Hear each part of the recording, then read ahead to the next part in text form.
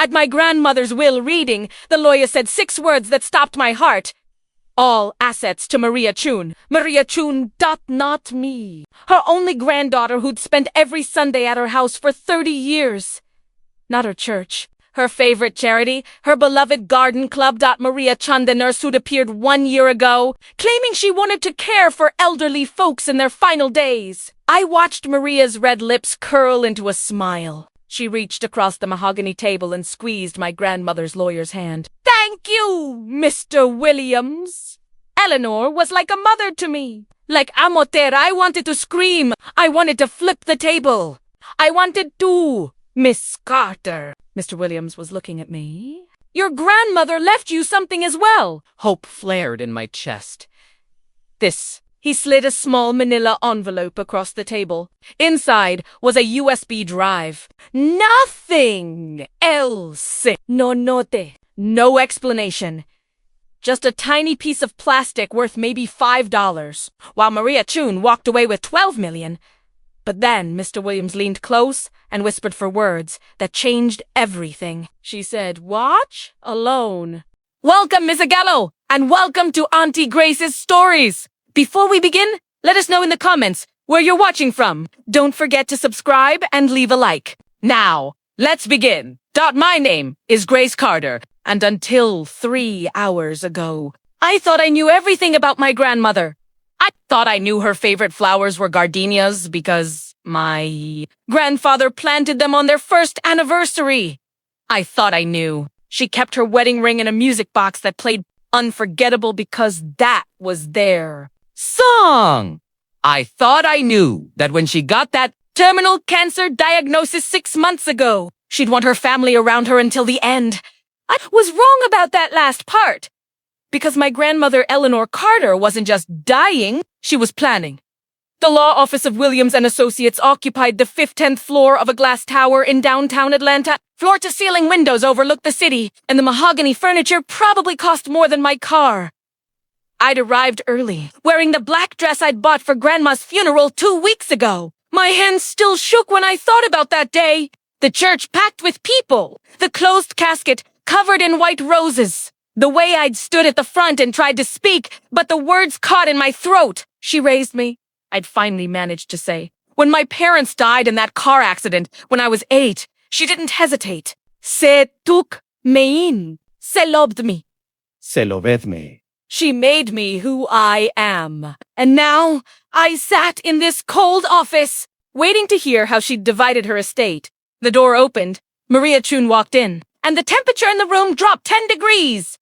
She wore a cream-colored suit that probably cost $3,000. Her black hair was pulled back in a perfect sheen. Diamond earrings sparkled at her ears. She looked like she was going to a yacht club luncheon.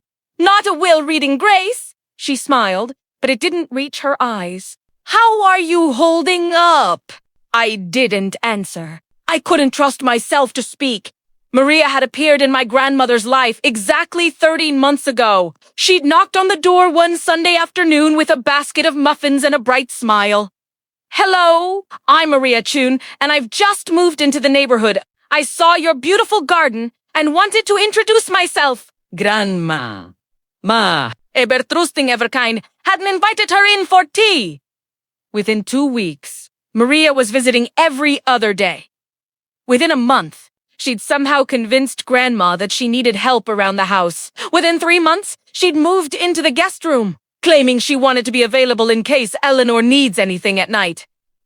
I'd tried to warn Grandma. There's something off about her, I'd said during one of our Sunday dinners. She asks too many questions about your finances, about the house, about your will. Grandma had patted my hand. Grace, sweetheart, you worry too much. Maria is a blessing. She helps me with things I can't do anymore, and it's nice to have company. You have me. I can come more often. You have your job, your life. I won't be a burden. You're not a burden, Grandma. You're family. But Maria had wormed her way in deeper. When Grandma got the cancer diagnosis, Maria became her primary caregiver. She drove Grandma to doctor appointments. She filled her prescriptions. She made her meals. She isolated her. My visits became shorter. Maria always had an excuse. Eleanor's resting.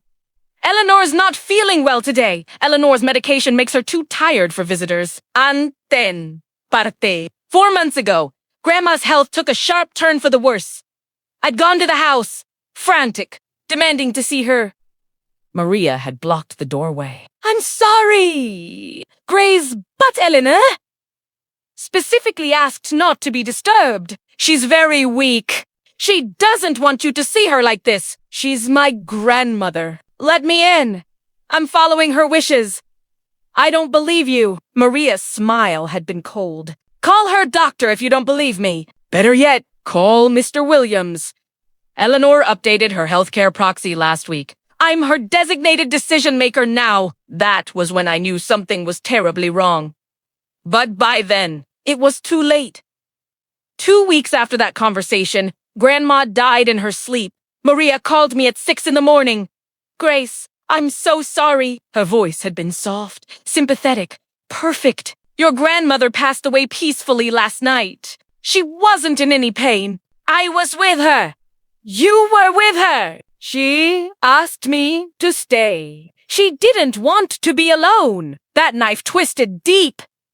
Now, sitting in this lawyer's office, watching Maria examine her perfect manicure, I wanted to scream.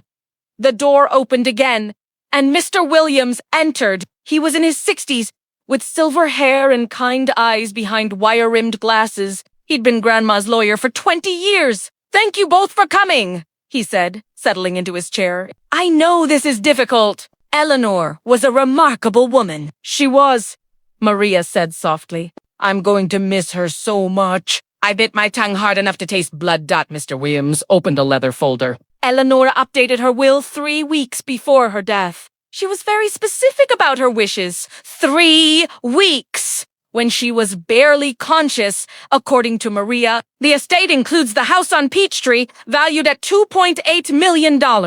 Investment accounts totaling $7 million. Life insurance policies worth $2 million. And various personal property, jewelry, and collectibles valued at approximately $400,000. $12 million. My grandfather had been a successful surgeon. Grandma had been a savvy investor. They'd built wealth carefully, steadily, over 50 years of marriage. I'll read the relevant sections, Mr. Williams said. He cleared his throat. I, Eleanor Rose Carter, being of sound mind and body, do hereby bequeath the entirety of my estate to Maria Chun, in gratitude for her devoted care during my final year of life. The words hit me like physical blows. Entirety. Maria Chun. Mr. Williams continued. Maria showed me kindness and compassion when I needed it most. She became the daughter I never had. The daughter she never had. I was sitting right here. Maria pressed a hand to her mouth, eyes glistening with tears. I don't know what to say. Eleanor was so generous. There's more, Mr. Williams said. I asked that Maria use these resources to continue helping elderly people who have no one else that would honor my memory. Beautiful words. Charitable sentiments, written by someone who'd been drugged to the gills on morphine, manipulated by a woman who'd spent a year positioning herself as the perfect caretaker. Miss Carter, Mr. Williams was looking at me.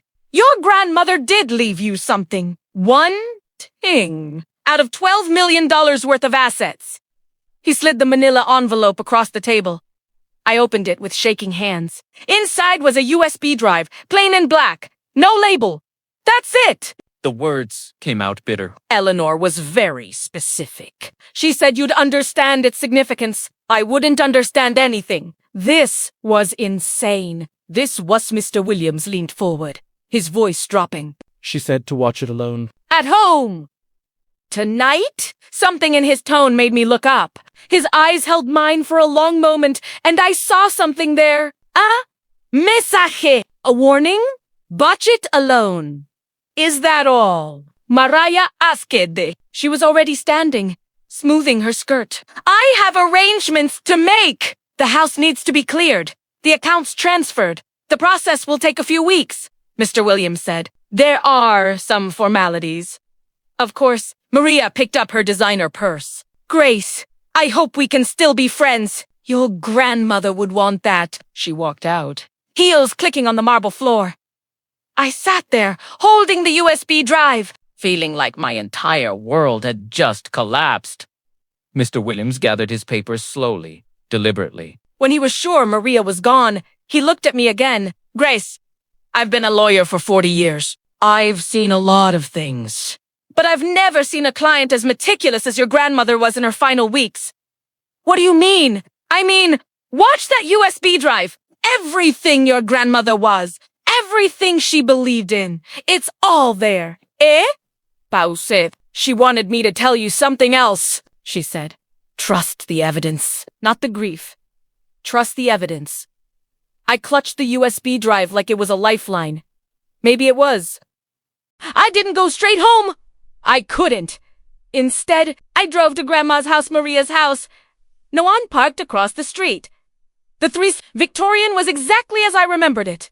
White paint, green shutters, the wraparound porch where Grandma and I used to drink sweet tea on summer evenings. The garden was still immaculate, though I noticed the gardenias looked a little wilted. A moving truck sat in the driveway, watched as two men carried out furniture, an antique dresser, a upholstered chair, a brass floor lamp that had been in Grandma's reading room for as long as I could remember. Maria stood on the porch, directing traffic, pointing at what to take, what to leave, getting rid of the evidence, getting rid of my grandmother's life. My phone buzzed. A text from my best friend, Whitney. How did it go? I stared at the screen, then typed back. She got everything. Grandma left me a USB drive. 3 dots appeared. Disappeared. Appeared again. Are you serious? Dead serious, Dot. Where are you? Sitting outside the house watching Maria throw away my childhood. Come to my place. Right now. Don't watch whatever's on that USB alone. Whitney was right. I needed support. I needed witnesses. 20 minutes later, I was sitting on Whitney's couch, laptop open, USB drive inserted. Whitney sat next to me, a glass of wine in her hand. Ready? I clicked the drive icon. One folder. One video file. 68 minutes long. The timestamp showed it had been created 3 weeks before. Grandma died. I double-clicked. The video opened with a black screen. Then Grandma's face appeared, and I had to bite my lip to keep from crying. She looked terrible, gaunt, pale. Her beautiful silver hair was thin and patchy from the chemo. Dark circles shadowed her eyes, but those eyes were sharp, focused, aware. Hello, Grace. Her voice was weak but clear. If you're watching this, then I'm gone, and Maria has shown her true colors. I want you to know something, sweetheart. I knew what she was doing. I knew from the very beginning. Whitney grabbed my hand. Grandma continued. The day Maria knocked on my door with those muffins, I knew something was off. Nobody moves to a neighborhood and immediately starts befriending elderly widows. Nobody offers to be a live-in caretaker after knowing someone for 3 months. So I started paying attention. The video cut to a new angle. Grandma had been recording this in her bedroom, the camera propped on her dresser. I installed the cameras. Grace. Small ones, hidden ones, in the living room, the kitchen, my bedroom, even the hallway. I recorded everything Maria said, everything she did, every conversation she had when she thought I was asleep or too drugged to understand. My heart was pounding. What I discovered was worse than I thought. Maria Chun isn't even her real name. She's Maria Kowalski, and she has a very interesting history. Let me show you. The screen split. On one side, Grandma's face. On the other, a compilation of documents. Driver's licenses, criminal records, obituaries. Maria has done this before. 5 times in the last 12 years, to be exact. She targets wealthy, elderly people with no close family. She gains their trust, moves in, and then Grandma's face hardened. She slowly poisons them. Whitney's grip on my hand tightened painfully. I had my blood tested secretly at a private lab. The results showed traces of oleander. Do you remember my oleander bushes, Grace? The pretty white flowers. They're extremely poisonous. Just a few leaves steeped in tea can cause heart problems, disorientation, weakness, all symptoms that look exactly like terminal cancer getting worse. Oh my God! Maria was poisoning me! Not enough to kill me quickly that would raise suspicions. Just enough to accelerate my decline. To make everyone believe the cancer was spreading faster than expected. To make me seem confused, disoriented, unable to make my own decisions. The video cut again. This time to footage from one of the hidden cameras. It showed Grandma's bedroom at night. Grandma appeared to be sleeping. The door opened, and Maria crept in. Holding a small vial, she approached the water glass on Grandma's nightstand and carefully added 3 drops of clear liquid, 10 left, quiet as a ghost.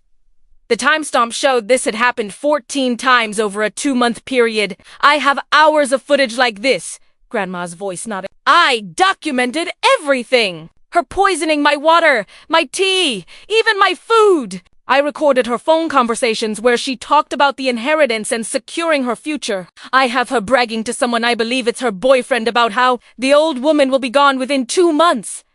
The screen showed another clip. Maria on her cell phone, standing in the garden, her voice low. It's working perfectly, she said. The doctor thinks it's the cancer. Her granddaughter barely visits anymore. I'm the only one here. I'll have everything by March. By the way, Grandma's face reappeared. I did update my will. Maria is telling the truth about that. I gave her everything because I needed her to believe she'd won. I needed her to feel safe, to let her guard down. Terial will my actual last wishes are with a different lawyer. His name is James Morrison. He has an office downtown, and he has instructions to contact you 1 week after this video is played. The real will leaves everything to you, sweetheart. But that only matters if we can prove what Maria did. I was crying now, tears streaming down my face. Everything you need is on this drive. Videos, audio recordings, lab reports, background checks on Maria and her previous victims. I've documented everything. But Grace, you have to be smart about this. You can't just go to the police with this immediately. Maria is clever. She's gotten away with this 5 times before. She knows how to manipulate people, how to play the victim, how to claim that a confused old lady was paranoid and delusional. Grandma leaned closer to the camera, her expression fierce despite her frailty. You need to make her confess. You need to trick her into revealing herself on camera with witnesses. I've set things up to help you do that, but you'll have to be brave. You'll have to be smarter than she is. The video paused on Grandma's face. Then text appeared on the screen. Maria's pattern. Victim 1, Helen Rodriguez, age 78. Died 2011. Maria inherited $4.2 million. Cause of death, heart failure. Victim 2, Margaret Sullivan. 81. Died 2013. Maria inherited $3.8 million. Cause of death, stroke. Victim 3, Dorothy Chun Maria took her last name. 76. Died 2015. Maria inherited $6.1 million. Cause of death, complications from pneumonia. Victim 4, Barbara Winters. 79. Died 2018. Maria inherited $5.4 million. Cause of death, heart attack. Victim 5, Grace's grandmother, Eleanor Carter. 74. Died 2024. Maria inherited $12 million. Cause of death, cancer complications. Do you see the pattern? Grandma's voice returned. Heart problems, strokes, complications, all symptoms consistent with oleander poisoning. And in every case, Maria was the sole caretaker in the final months. In every case, she inherited everything. In every case, the authorities never suspected a thing because she's that good. The screen showed news clippings, obituaries, probate records. Maria's face appeared in several photos. Always in the background, always dressed conservatively, always playing the role of the devoted caregiver. But here's what Maria doesn't know, Grandma said, a slight smile crossing her face. I didn't die from her poison. 3 months ago, when my doctor told me the cancer had spread to my liver and I only had weeks left, I made a decision. I stopped all treatment except for pain medication. I knew I was dying anyway.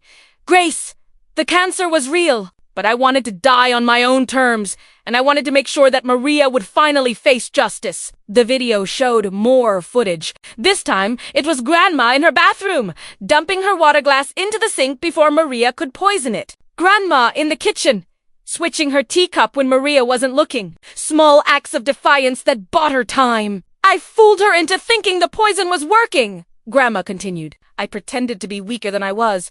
I acted confused during her visit, so she'd think I was too far gone to understand what she was doing. But every night, after she went to bed, I was up here recording everything, documenting everything, building a case. Holy shit, Whitney whispered. There's one more thing, Grandma said. Maria has a partner. His name is David Thornton, and he's her boyfriend. They've been working together since at least 2015. David helps her research potential victims, create new identities, and manage the money after each inheritance. I have evidence of this too. Bank records, emails, text messages. It's all here. The video cut to documents showing wire transfers between Maria and David, totaling millions of dollars. Now, Grace, here's what you need to do. For the next 20 minutes, Grandma laid out a detailed plan. It was brilliant and terrifying and absolutely insane. I know this is a lot, Grandma said at the end. I know you're scared and angry and grieving. But sweetheart, you're stronger than you think. You're my granddaughter. You have my blood, my stubbornness, my sense of justice. And I know why, no. You can do this. Grandma's image began to fade. I love you, Grace. I've loved you since the day you were born. You made my life beautiful, and I'm so proud of the woman you've become. Don't let Maria win. Don't let her get away with this. Not just for me, but for all the women she's killed, for all the families she's destroyed. The screen went black. Then one final message appeared in white text. Remember, sweetheart, the best revenge is the truth. And I've given you all the truth you need. The video ended. Whitney and I sat in silence. Grace, she finally said, what the hell are we going to do? I wiped my face and looked at her. We're going to destroy her. The plan Grandma laid out was complex, risky, and absolutely brilliant. Step 1, do nothing. Act devastated. Let Maria believe she'd gotten away with it. Step 2, wait exactly 5 days. Then make contact with Maria. Seem vulnerable, lost, desperate for connection to Grandma's memory. Step 3, gain Maria's trust by pretending to believe her lies. Step 4, get her to confess, on camera, with witnesses. It sounded simple. It wasn't. For 5 days, I stayed away from social media. I didn't answer calls. I let everyone think I was too grief-stricken to function. During those 5 days, I watched the USB drive 17 times. I memorized every piece of evidence. I studied Maria's patterns, her methods, and I discovered something Grandma had included at the very end of the video files. A password-protected folder labeled Final Evidence. The password hint was, your 5th birthday present. Primera, remember it. Avisico. A red bicycle with white streamers and a bell that rang like a bird singing. Typed. REDBRD. The folder opened. Inside was a video file dated 1 day before Grandma died. I clicked it, and my blood ran cold. It showed Grandma's bedroom. The camera angle was from above, probably mounted on the ceiling fan. Grandma was in bed, clearly unconscious, or very close to it. The machines monitoring her heart rate beeped steadily. Maria entered the room. She looked around, checking that no one else was there. Then she approached the bed and pulled something from her pocket.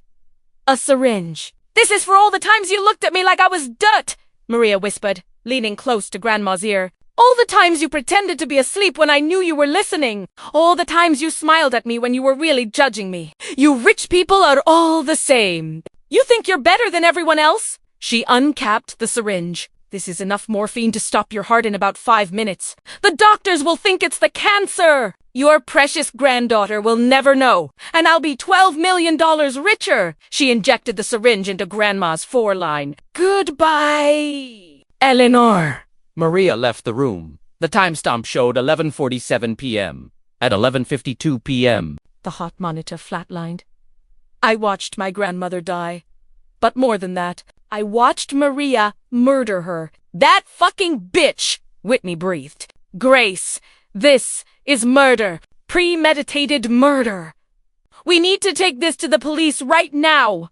We can't. What do you mean we can't? This is video evidence of. It's not enough. I paused the video on Maria's face. Grandma was right. Maria, ese es Mar. She claimed the video is doctored. She say Grandma was paranoid and set up fake evidence. She'll say I'm a bitter granddaughter, angry about being cut out of the will. We need more. More than a video of her literally murdering your grandmother. We need her confession. In person. Witnessed. Recorded legally. We need her to admit everything in a context where there's no question about the authenticity. How the hell are we going to do that? I thought about Grandma's plan. About her final instructions. We're going to give her exactly what she wants. On day 6, I called Maria. She answered on the second ring. Grace! Oh my goodness! I've been so worried about you! Are you okay? I made my voice small, broken. Not really. I've been going through Grandma's things, and it's just, it's so hard. I know, sweetheart. I know! The fake sympathy in her voice made me want to vomit. Loss is never easy. Maria, I need to apologize. Apologize. For what? For how I treated you. For not trusting you. Grandma clearly loved you so much, and I was jealous. I was selfish. I should have been grateful that she had someone like you. Silence on the other end. I could practically hear Maria recalculating, reassessing. Grace, that's very mature of you to say. I watched the USB drive Grandma left me. Maria's breath caught. Oh, what was on it? Home videos. Old family footage. Christmas mornings, birthdays, stuff like that. There was a clip at the end of Grandma talking to me. I let my voice crack. She said she loved me. She said she hoped I'd be happy. And she said that you were a blessing in her final year. I could hear Maria smile through the phone. She said that. Se did. And I realized I've been so awful to you. You gave her comfort when I was too busy with my own life to be there. You were with her at the end. I should be grateful, not bitter. Oh, Grace? Maria's voice dripped with false warmth. That means so much to me. Your grandmother was such a special woman. I was wondering, I said, if maybe we could have dinner. I'd love to hear your stories about her last few months. I feel like I missed so much. I would love that. How about tomorrow night? There's a restaurant downtown, Rosewood Grill. 7 o'clock. Perfect.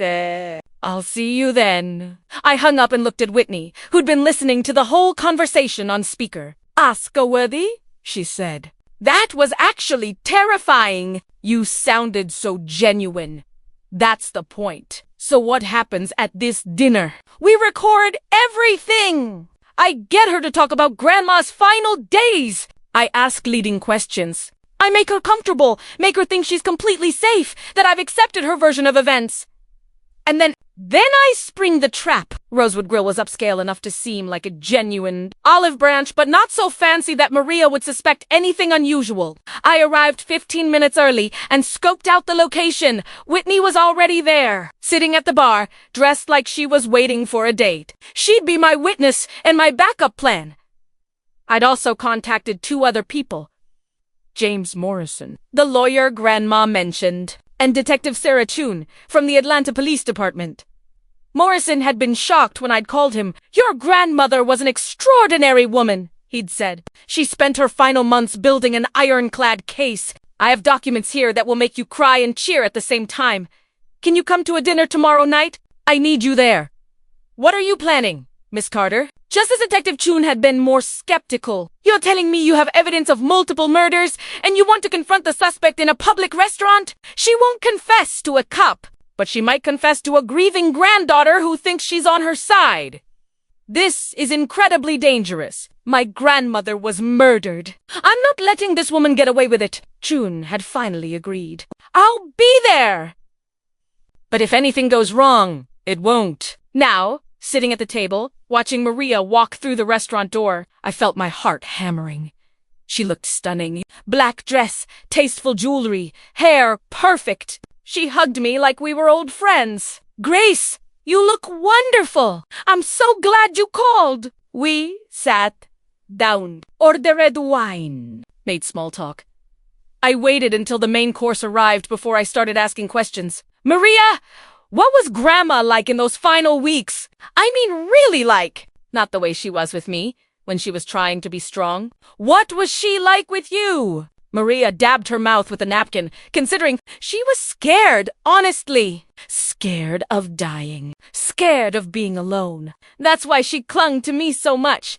Did she talk about me? Se did. She worried you'd be angry about the will. I was angry, I admitted. But I'm starting to understand. She wanted to take care of you because you took care of her. Exactly. Maria relaxed a fraction. People don't understand how hard caregiving is. How much you sacrifice. How much of yourself you give. You gave up a year of your life. More than a year. I started planning, I started getting to know her almost 18 months ago. Planning. Interesting choice of words. What made you decide to become a caregiver? I asked.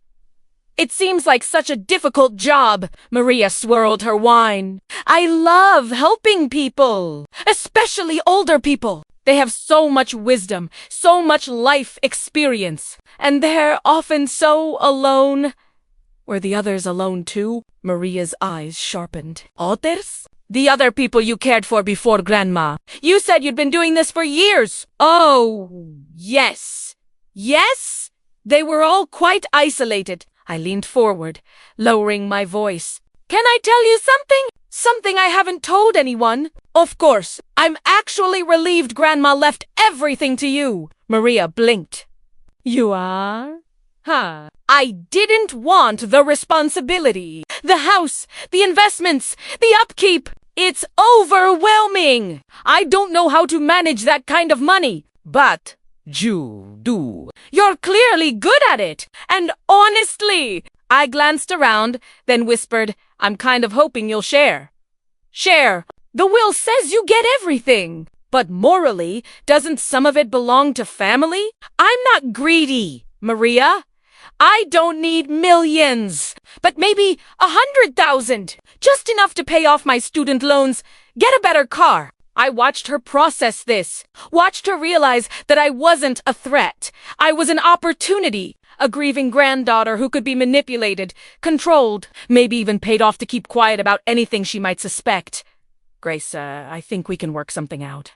Really? Your grandmother did love you. It wouldn't be right for you to walk away with nothing. Let me settle the estate, and then we'll talk about a financial arrangement. Thank you, I said, reaching across to squeeze her hand. You're so kind! Grandma was right about you! Maria squeezed back, and I felt her relax completely. That's when I asked the big question. Did it hurt? At the end! What? When Grandma died, was she in pain? Maria's face shifted into a mask of sympathy. No, sweetheart. She was very peaceful. The morphine helped. The doctors gave her morphine. Yes, for the pain. How much? Grace, I'm curious. I want to know exactly what happened. I wasn't there, and I'll always regret that. Can you tell me everything? What time you checked on her? What's aside how it happened? Maria hesitated. I could see her weighing her options, but she was confident now. Sure that I believed her. Sure that I was on her side. I checked on her around 11:30 that night, Maria said slowly. She was sleeping. I made sure she was comfortable. And then? And then what? Maria leaned forward. Her voice dropped to a whisper. I helped her! Helped her! She didn't want to suffer anymore. Grace, she begged me to end it. So I gave her just a little extra morphine. Just enough to let her slip away peacefully. My heart stopped. You gave her morphine. You mean you. I euthanized her, Maria said flatly. She wanted to die. Primera, el pedir. It was an act of mercy. There it was. The confession. I didn't have to fake my shock. That's illegal. It's also compassionate. Maria's eyes hardened. Your grandmother was dying anyway. Cancer was eating her alive. She had weeks left, maybe days, and every one of those days would have been agony. I did her a favor. But you didn't have permission. You didn't have a doctor's order. You just I decided to be humane. Something her precious granddaughter couldn't do because you were too busy with your own life to see how much she was suffering. The mask was slipping. Did you help the others too? I asked quietly.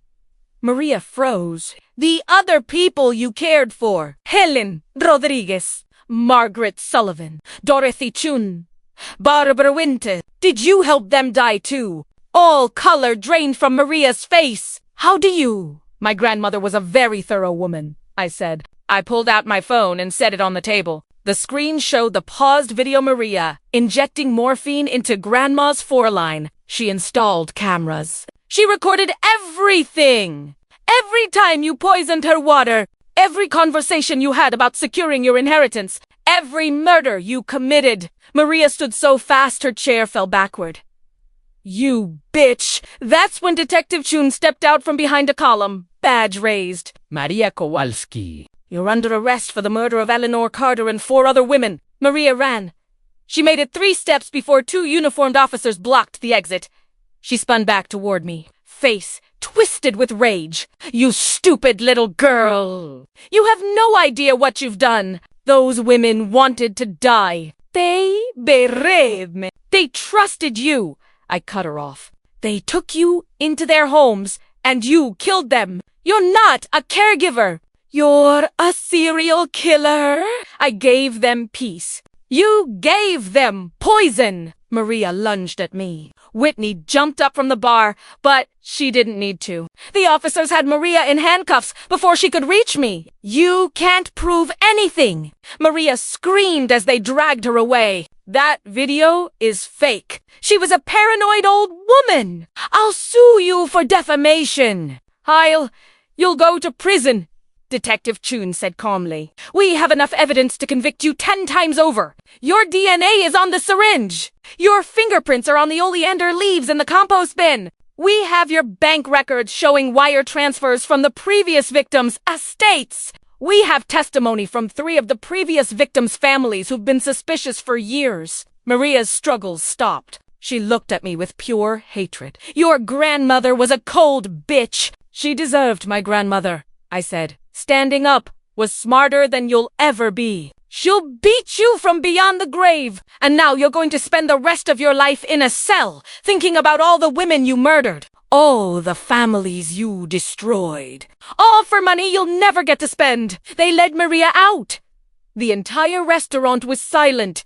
Then, slowly, people began to applaud. The trial took 8 months to get to court. In that time, I learned more than I ever wanted to know about serial killers, oleander poisoning, and the dark side of elderkayer. Maria's boyfriend, David Thornton, was arrested 2 days after her. He'd been living in a condo in Miami, funded by the money from Maria's previous inheritances. When police searched his apartment, they found detailed files on 23 elderly wealthy individuals. 23 potential victims. They were building an empire. Detective Chun told me during one of our meetings, Maria would befriend and kill. David would handle the money, invest it, research new targets. They'd been doing this for over a decade. How did they get away with it for so long? Because they were patient. Maria would spend 6 months to a year gaining trust before she made any moves. She'd isolate her victims gradually, so no one noticed until it was too late. And she chose people who were already sick, already dying. The poison just accelerated what was already happening. But Grandma figured it out. Your grandmother was extraordinary. When she got suspicious, she hired a private investigator. She had her blood tested at multiple labs. She installed those cameras without Maria ever noticing. She built a case that most professional detectives would envy. She was sick, dying, and still managed to outsmart a serial killer. She was motivated by something stronger than fear, Chun said. She was motivated by love. Love for you! Determination that you'd get justice. The day of the trial, I wore a navy suit and Grandma's pearl necklace. The courtroom was packed. Media coverage had been intense. The inheritance killer was what they called Maria. Her face was on every news channel, every newspaper. I sat in the front row, next to James Morrison, the lawyer who'd been holding Grandma's real will. Nervous, he asked. Terrified. You're going to do fine. You're Eleanor's granddaughter. You're made of steel. The prosecutor was a sharp woman named Laura Bennett. She'd spent the last 8 months building an airtight case, and she was ready. Maria was let in wearing an orange jumpsuit, her hair pulled back, no makeup. She looked small, diminished, nothing like the polished woman who'd walked into that restaurant. Her eyes found mine across the courtroom. The hatred there was palpable. Olraz. Judge Catherine Morrison, no relation to James, entered. She was in her 60s, with steel gray hair and a no-nonsense expression. Vitiated. We're here today for the case of the state versus Maria Kowalski, charged with 5 counts of first-degree murder, multiple counts of fraud, theft, and conspiracy. Ms. Bennett, you may proceed with opening statements. Laura Bennett stood. She was calm, collected, devastating. Your Honor, members of the jury, this is a case about trust, about how a predator identifies vulnerable people and systematically destroys them. Maria Kowalski spent 12 years murdering elderly women and stealing their money. She's responsible for at least 5 deaths that we can prove, and potentially many more that we're still investigating. She walked to the evidence table and picked up a photograph of Grandma. This is Eleanor Carter. She was 74 years old. She was a beloved grandmother, a pillar of her community, and a woman with terminal cancer. She should have been able to die surrounded by family, in peace and dignity. Instead, she died alone, poisoned and then murdered with an overdose of morphine by a woman she'd trusted with her life. Bennett put down Grandma's photo and picked up 4 others. Helen Rodriguez, Margaret Sullivan, Dorothy Chun, Barbara Winter, all elderly, all wealthy, all trusting, all dead by Maria Kowalski's hand. She paused, letting that sink in. The evidence in this case is overwhelming. We have video footage of the defendant poisoning Eleanor Carter with We have footage of the defendant administering a lethal dose of morphine. We have the defendant's own confession, recorded in a public place with multiple witnesses. We have bank records, DNA evidence, testimony from previous victims' families, and a pattern of behavior spanning over a decade. Bennett turned to face Maria directly. Maria Kowalski is a serial killer. She murdered 5 women for financial gain, and by the end of this trial, we will prove it beyond any reasonable doubt. Maria's defense attorney, a man named Robert Hayes, stood for his opening statement. He was fighting an uphill battle, and ecno Italiano. Your Honor, members of the jury, my client is not a serial killer. She's a caregiver who made one tragic mistake. Yes, she helped Eleanor Carter die, but it was an act of mercy, not murder. Mrs. Carter was dying. She was in terrible pain. She begged my client to help her end her suffering. He paused, trying to build sympathy. The prosecution wants you to believe that Maria Kowalski is a monster. But the truth is more complicated. She's a woman who dedicated her life to helping people in their darkest moments. Did she make mistakes? Yes. But those mistakes don't make her a murderer. It was weak, and everyone knew it. The prosecution's case took 3 weeks to present. They showed the jury every piece of evidence Grandma had collected. Every video. Every audio recording. Every document. The medical examiner testified about oleander poisoning and how it mimics natural causes of death in small doses. Oleander causes symptoms that look exactly like cardiac distress, she explained. Irregular heartbeat, weakness, confusion. In elderly patients who are already ill, these symptoms are often attributed to their existing conditions. That's what makes it such an effective poison. And in Eleanor Carter's case, her blood work showed significant traces of oleander She'd been ingested oleander regularly for at least 3 months before her death.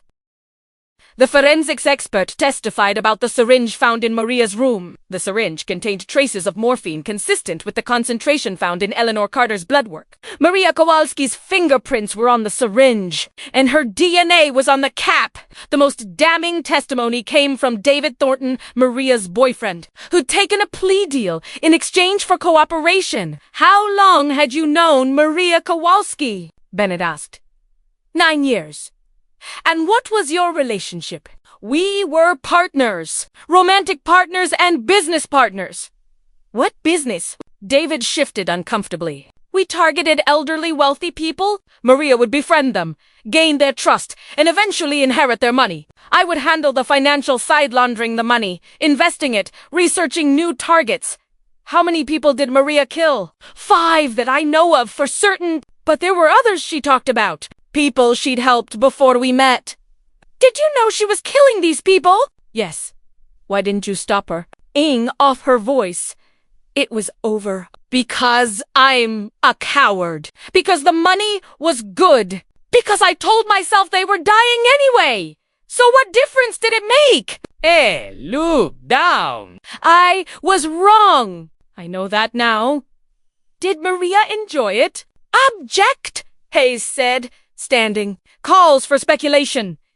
Sustained. Bennett rephrased. Did Maria ever express feelings about the deaths? She said it gave her a sense of power. That's why she recorded some of them. She wanted to watch them die. A murmur went through the courtroom.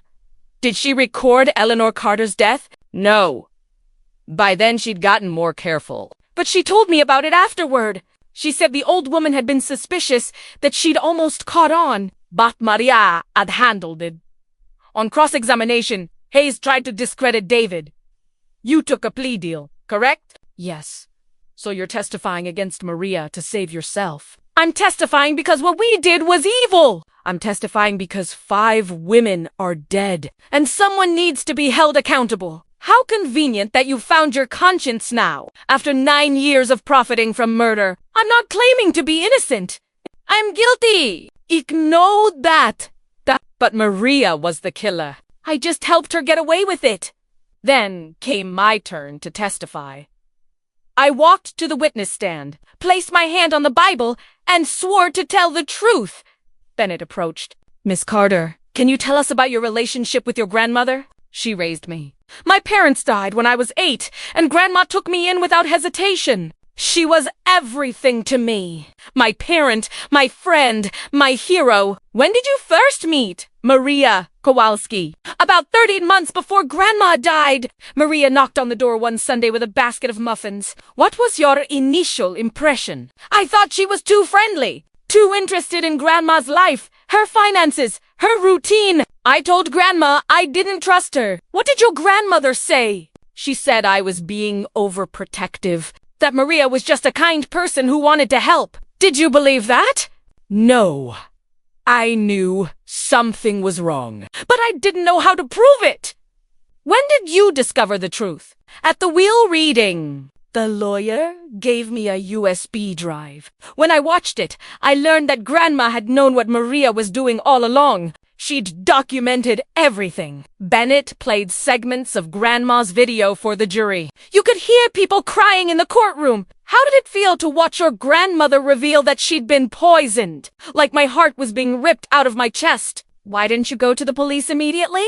Because Grandma's instructions said to wait. She wanted me to get Maria to confess, to make sure there was no way she could claim the evidence was fabricated. So you arranged a dinner? Yes. And you recorded Maria confessing to murder? Yes. Can you tell us what she said? I repeated Maria's words verbatim. I euthanized her. She wanted to die. Primera elped her. It was an act of mercy. Did she show remorse? No. She was proud of it. She said she'd helped all of them die, that they'd begged her, that she was doing them a favor. On cross-examination, Hayes tried to shake me. Miss Carter. Isn't it true that you were angry about being left out of the will? Yes. Angry enough to fabricate evidence. I didn't fabricate anything. My grandmother recorded everything herself. But you could have edited the videos. The videos were forensically examined. They're authentic. You could have hired someone to your honor, Bennett interrupted. Is counsel seriously suggesting that a grieving granddaughter hired a video editing team to fabricate hours of footage, convinced a medical examiner to falsify autopsy reports, and persuaded multiple witnesses to lie under oath? This is absurd. Sustained. Mr. Hayes, move on. Hayes shifted tactics. Miss Carter, do you benefit financially from Maria's conviction? I inherit my grandmother's estate. Yes, but that's not why I'm here. I'm here because Maria murdered 5 women, and she needs to pay for what she did. No further questions. The final witness was the most powerful. The prosecution had located a family member of one of Maria's previous victims, Rodriguez's daughter, Carmen Dot. Carmen took the stand, her face etched with pain. My mother died 10 years ago, she said. She was 78, and she had diabetes, but she was managing it well. Then Maria showed up, offering to help. Within 6 months, my mother was dead. What were the circumstances of her death? Heart failure. At least, that's what the death certificate said. But my mother's heart had been fine. I'd taken her to the cardiologist just 2 months before she died. He said her heart was strong. Did you suspect anything? I suspected everything, but I had no proof. Maria played the grieving caretaker perfectly. She cried at the funeral. She gave a beautiful eulogy. And then she inherited everything. How much? $4.2 million. Did you try to contest the will? I tried. But my mother had changed her will while she was under Maria's care. The judge ruled that my mother was of sound mind when she signed. I had nothing! How do you feel now, knowing the truth? Carmen's voice broke. My mother was murdered. For 10 years, I blamed myself for not seeing it, for not protecting her. Now I know there was nothing I could have done. Maria was too good at what she did. She looked directly at Maria. I hope you rot in hell. After 3 weeks of testimony, the case went to the jury. They deliberated for 6 hours. When they returned, the 4-person stood. On the count of first-degree murder of Eleanor Carter, how do you find guilty? Guilty. On the count of first-degree murder of Helen Rodriguez, how do you find guilty? Guilty. On the count of first-degree murder of Margaret Sullivan, how do you find guilty? On the count of first-degree murder of Dorothy Chun, how do you find guilty? Guilty. On the count of first-degree murder of Barbara Winters, how do you find guilty? Guilty. The courtroom exploded. Maria sat frozen, her face white. Judge Morrison banged her gavel. Order! Order in the court! When the room quieted, she turned to Maria. Maria Kowalski, you've been found guilty on all counts. You are a dangerous predator who targeted vulnerable people and murdered them for financial gain. You showed no remorse, no humanity, no conscience. This court hereby sentences you to 5 consecutive life sentences without the possibility of parole. You will spend the rest of your life in prison, and you will never harm anyone again. Maria was led out in handcuffs, screaming, "They're lying!" She wanted to die. They all wanted to die. I was helping them. The doors closed, cutting off her voice. It was over. 3 months later, I stood in Grandma's garden. The house was mine now. James Morrison had executed the real will. And everything, the house, the investments, the jewelry, all of it had been legally transferred to me. But the house felt empty without. Grandma! I'd been working with a team of gardeners to restore the garden to its former glory. The gardenias were thriving now, their white blooms filling the air with sweet fragrance. She'd be proud of you. You know, primera turned. Primera turned. James Morrison stood at the garden gate, briefcase in hand. I brought the final documents, he said, walking toward me. Everything's settled. The estate is completely in your name. Thank you for everything. For keeping Grandma's secrets. For trusting me. She knew you'd do the right thing. That's why she chose you. We stood in silence for a moment, surrounded by flowers. I've been thinking, I said, about what to do with the money. Grandma's video said she wanted Maria to use the resources to help elderly people who have no one else. Well, Maria's in prison, so I'm going to do it instead. That's a wonderful idea. I want to start a foundation! Something that helps protect elderly people from predators like Maria. Education programs, support networks, legal resources. Maybe even fund research into better ways to detect poisoning. The Eleanor Carter Foundation? Yes. James smiled. She'd love that. Over the next year, I threw myself into building the foundation. We hired advocates, lawyers, and medical experts. We created a hotline for people to report suspected elder abuse. We funded studies on financial exploitation and caregiving standards. And we helped 37 families who'd lost loved ones to similar circumstances get justice. One day, I received a letter. It was from Carmen Rodriguez, Helen's daughter. Dear Grace, thank you for giving my mother a voice. Thank you for fighting when no one else would. Because of you, I was finally able to say goodbye properly. I visited her grave last week and told her that her killer was in prison, that justice had been served, that she could rest now. The Eleanor Carter Foundation helped me connect with other families who lost loved ones to Maria. We've formed a support group. We're healing together. Your grandmother was extraordinary, not just because she caught a serial killer, but because she raised a granddaughter with the courage to finish what she started. Thank you! Carmen and I cried when I read it. That evening, I went to Grandma's grave. I'd had a new headstone installed, one that told the truth. Eleanor Rose Sekar-Dagbilovit, grandmother courageous woman protector of justice. The best revenge is the truth! I sat on the grass and talked to her the way I used to on Sunday afternoons. I did it, Grandma. Maria's in prison. The foundation is helping people. And I'm okay. I'm scared sometimes, and I miss you every day. But I'm okay. The gardenias rustled in the breeze. You were so smart. So careful. You knew Maria would underestimate you because you were old and sick. You knew I'd follow your instructions because I trusted you. You orchestrated everything, even your own death, to make sure justice would be served. I traced my fingers over her name on the headstone. I wish you were here. I wish I could tell you about the foundation, about the people we're helping, about how many lives you've saved by stopping Maria. I wish I could have one more Sunday afternoon with you, drinking sweet tea and listening to your stories. The sun was setting, painting the sky in shades of orange and pink. But I know you're still here in T's garden. In the foundation? In me. You taught me to be strong, to be smart, to fight for what's right. And I promise, Grandma, I'll keep fighting. I'll keep protecting people who can't protect themselves. I'll make you proud. I stood, brushing grass from my jeans. Rest well, Grandma. You've earned it. As I walked back to the house, my phone rang.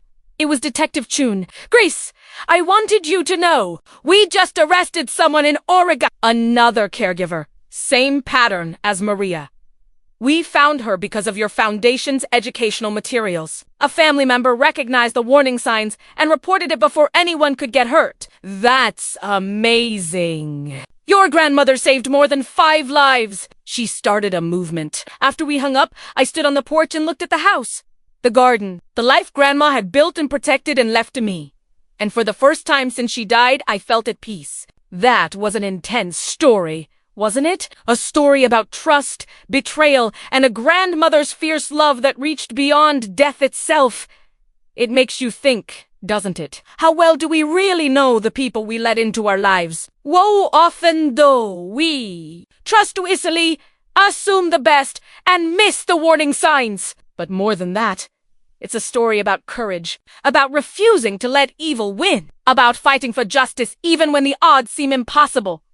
If you were in Grace's position, would you have had the courage to follow through with your grandmother's plan? Would you have confronted a serial killer, face to face, knowing the risk? Or would you have gone straight to the police and hoped for the best? I'd love to hear your thoughts. Write in the comments what you would have done differently. Would you have trusted Maria at the beginning? Would you have suspected something sooner? What were the red flags you noticed? And if this story moved you, if it made you feel something, please leave a like and subscribe to Auntie Grace's stories. There are so many more incredible, true-to-life stories waiting for you. Stories of survival, revenge, justice, and love. Remember, the best revenge is the truth. And sometimes the truth is more powerful than we ever imagined. Until next time, stay safe, trust your instincts, and never underestimate the power of a grandmother's love. On your screen right now, you'll see 2 more amazing stories I know you'll love. Click on one and dive right in. I'll see you there.